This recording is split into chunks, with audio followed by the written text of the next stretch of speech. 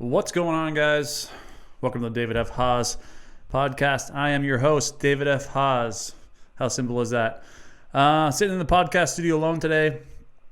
I have this new concept that I came up with that I'm super excited to share with you guys.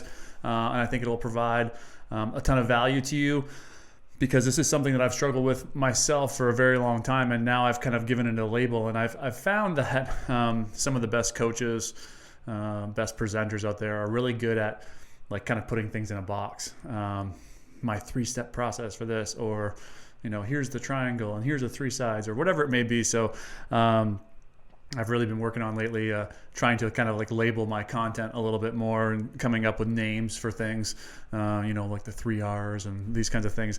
One, it's catchy and people like it, but 2, I think it's easier to remember, and it helps the concept sink in more. So what I want to talk to you today about is finish line syndrome. And I don't think this is a term that exists. I think I've coined it right here in this podcast. So if you're listening to history, and if anyone steals it, then whatever, they steal it.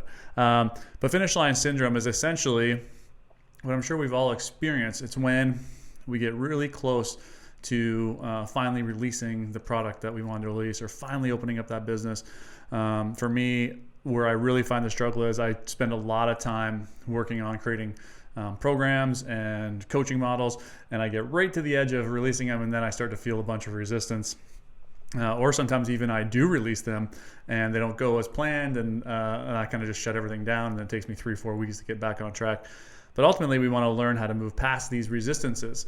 So finish line syndrome is basically the phenomenon that occurs where we start to experience maximum resistance as we get really close to the finish line. So it's almost like we've given ourselves a pat on the back saying, hey, you've made it this far. This is far enough. But this is like that one extra little push that we actually need to do to execute and, really experience the all the benefits from finally executing or releasing whatever it is we're trying to release. And we get stuck. And so what I wanted to explore today in this podcast is why we get stuck and how we can get unstuck and how we can avoid becoming a victim of finish line syndrome. So the big thing is why? Why do things get so hard, or why do we feel that most amount of resistance right when we get to the end? So just think right now of a project or something in your life that you've gotten really, really close to completing, and then you just never really fully finished it. Actually, as I was just saying that, I think about like renovations in my house, and I get like 99% done, and I might just not put like one little touch on, one little plug cover. Actually, it is a plug cover. There's a plug cover in my house where I built this bench, and there's this one little plug that I had to kind of close off, and I need to put a plug cover there, and I haven't done it. So my whole entire house is complete and renovated, but that one plug cover, and then when that one plug cover is not covered properly, it kind of leaves the whole house feeling like it's unfinished. And that's what people notice, because it's a human tendency to kind of focus on the cracks. If you look at a wall in this room, it's like this beautiful wall and there's nothing, but then where do we take our attention if we're analyzing it? Right to the cracks. And this is what we do personally as well. We might have a huge win, and immediately we start looking at where we could have gotten better and how somebody else is doing it better than we are. And we never take the time to actually see all of the beauty that exists. If you look at this wall, 99% of this wall is perfect, but then there's this one little spot right here, right? And that's what we focus on. Oh, there's that one little spot. That's the crack. So that's the human tendency to focus on the cracks. And we want to be able to learn how to move past this and understand why we're looking at the cracks. So as we get closer to the finish line, we start to feel more resistance. So how do we move past it, and what are the resistances that we feel? So the thing that I think that the main resistance that we feel as we get close to the finish line is, in the beginning when we're starting a project, the release of it isn't really that real, right? It's like kind of in the distance. We don't fully see it. But as we get closer to hitting play or hitting go or opening the doors to our business or running that marathon or whatever it may be, all of the insecurities that are inside of us, all the things that are going on inside begin to come to the surface. And this is felt as resistance. And this resistance can be so powerful that it ends up paralyzing us and not allowing us to go the next 10% to cross the finish line. And this is where the gold is, right? So there's a little meme. And if this is a YouTube video, we can maybe pop up this meme, but it's like two guys digging for gold, and one guy is like, he's got like this much more to dig, and he would reach the gold, and he's like, this is it, I've been digging for too long, and he gives up, and the other guy obviously keeps digging for 10 more minutes, and he gets to the gold. So that's what we want to make sure that we do. We don't just give up before we reach the gold. But as we're into digging, and we've been digging for days and days and days, and this feels like it's never ending, we start to, as we get closer and closer, the resistances begin to well up inside of us. And if we're not aware of those resistances, then they can be allowed to consume us, and it probably paralyze us to doing nothing at all, or just giving up completely on the project. And then when we give up completely on the project, then we have this internal guilt for the rest of our lives that we actually never executed on our dreams. We never actually were able to make that $1 million, or to sail around the world, or whatever it is. I'm just giving you some of mine, but you can insert your own, whatever they may be. Lose that 20 pounds, and this is something I feel in weight loss happens a lot too, is if I have a goal, let's say of weighing 185 pounds, when I start getting around like 190 pounds, I'm like looking pretty good, right? And something inside of me says, oh, I can take my foot off the gas here. And I just experienced this as well. And I'm going to stop giving you examples, but I just want to kind of hit it home so you start relating. I have this pulled hamstring right now, and I've been seeing a former client of mine. She's a physiotherapist. She's amazing. And I've been doing the exercises. I've been feeling good. And then the last 2 weeks, I just stopped doing everything. And I went to see her, and I was like, oh, I don't know. I'm kind of feeling bad. And she's like, what'd you do? I said, well, I stopped doing everything. She's like, well, come on. All right. It's because I was at the finish line. So there's, I guess, as I discuss this, there's two elements of finish line syndrome. There's the element that brings up all the resistance, and that's where we're going to focus mostly today. The element that brings up all of this resistance, and if we don't become aware of the resistance and learn how to deal with it, it could paralyze us.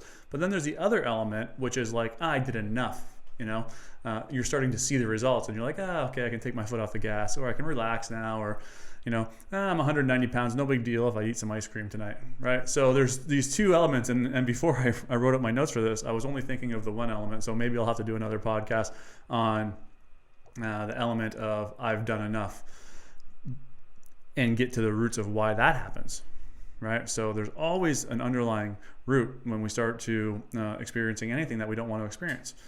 But today we're going to focus on the resistance. So number one, when you start moving towards the finish line, just having the awareness that there is this thing out there that is the finish line syndrome that is going to affect you is going to be a great tool in your tool bag, because now as you get close, you're going to recognize the resistance and recognize the ego's patterns. What the ego is trying to do, its primary function, is to keep you safe.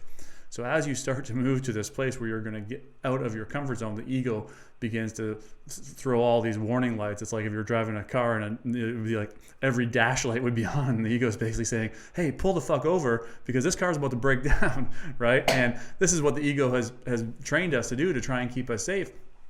But without the awareness that the ego is doing this, we will just pull over.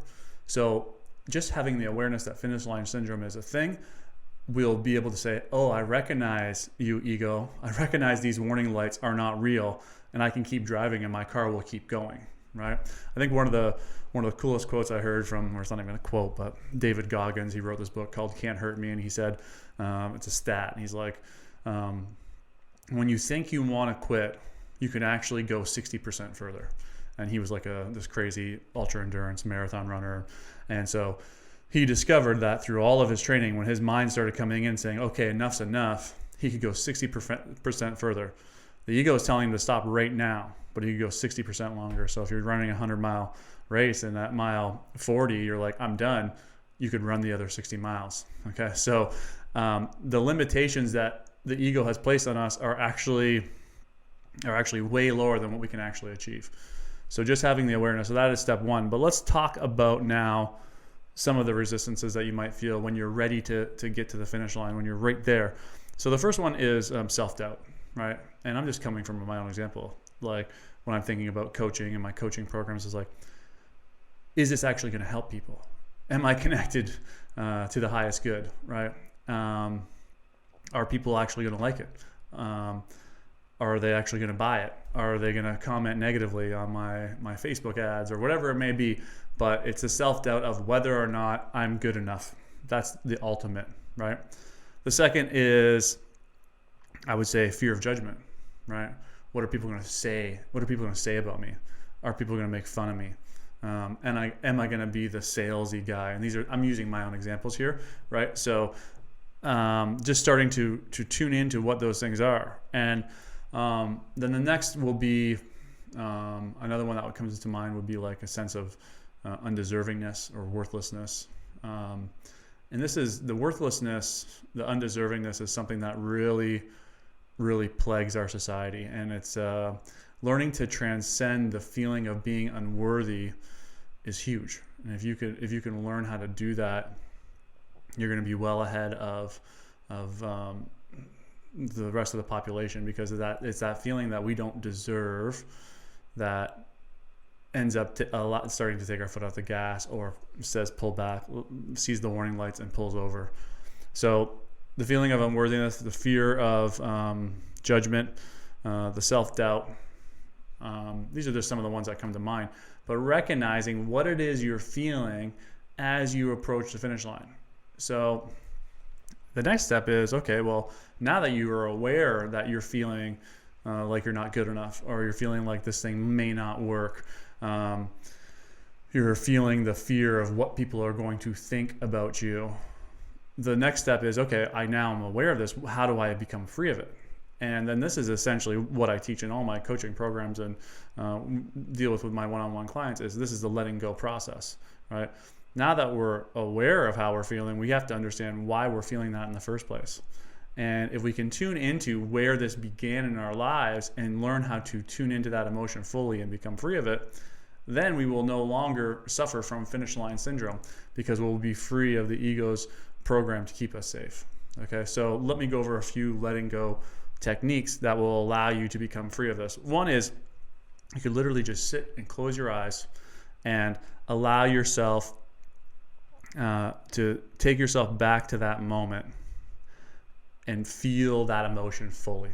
And this is difficult because most of who we are today has been shaped from the ages of 0 to 12. Okay, so right from like a very young age, and I'm already seeing it in my daughter, right?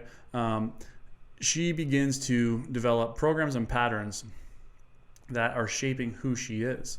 So in order for us to become free of these programs and patterns, we need to go way back there. But the ego has done a great job, of finding ways for us to never feel those emotions. So there's going to be a ton of resistance and a ton of kind of hurdles to cross to get to fully connect to that emotion. But when you fully do connect to that emotion, you'll feel like a rush and a wave of relief come over the body. And that's ultimately what we're looking for. So tuning into what the original incident is, where this belief began, that you're not good enough, where the fear of what other people are thinking about you began, where the feeling of not being worthy or undeserving began, and just sitting and asking for that moment to be revealed to you. And once that moment's revealed to you, going back there, right? Going back to that moment and allowing the younger version of yourself to fully connect to that feeling and feel it fully until the energy behind it subsides. Now, this process, depending on how programmed this emotion is in you, may take several times. You might have to go back multiple times, but you could get relief every single time. And that's a big thing we see in like healing work and these types of things. It's like, if you come to me and you have extreme migraines and you lay on the table and I do a healing treatment on you and the migraines are at a 10 and I get them to a 5, most people are going to think that is a loss because they weren't healed instantly. But if for the person that had a migraine, if they had a 50% relief in the pain, I think I would consider that a win. Okay, so the same process, the same thinking applies to letting go. If you go into a letting go meditation and you feel even 10% better than you felt, 10% less limited by this emotion that has been holding you back, that's a win, right? So just keep repeating that process. Another example would be to journal, to get it out on paper, out of the head on paper, everything you were thinking about that original incident, right? one thing that I've been doing with my clients lately that's been amazing, and we've been doing this in group settings, and is doing brain dumps. So allowing yourself to think about an incident, thinking about emotion, think about a behavior that you want to change, and then just start writing. Don't, like, basically every thought that pops into your mind, you write it down on paper, and it'll be really interesting to see where those thoughts take you. And they'll take you to sometimes like really deep, dark places that you might have repressed, meaning forgotten about, or suppressed so bad that they haven't been even in your awareness for a long time. So these are some tools. Some other things are you can join like a spiritual group, a 12-step group where you're sharing in a group setting. And this is why I've been moving a lot of my stuff to group work lately, because there's just so much power in, kind of connecting to a group of people and speaking your truth, because it's when we know we're truly free of something is when we can share it openly in group settings. Now, I'm not saying that is necessarily something that has to happen, but it does help the letting go process. So joining some sort of group is a great way to also let go.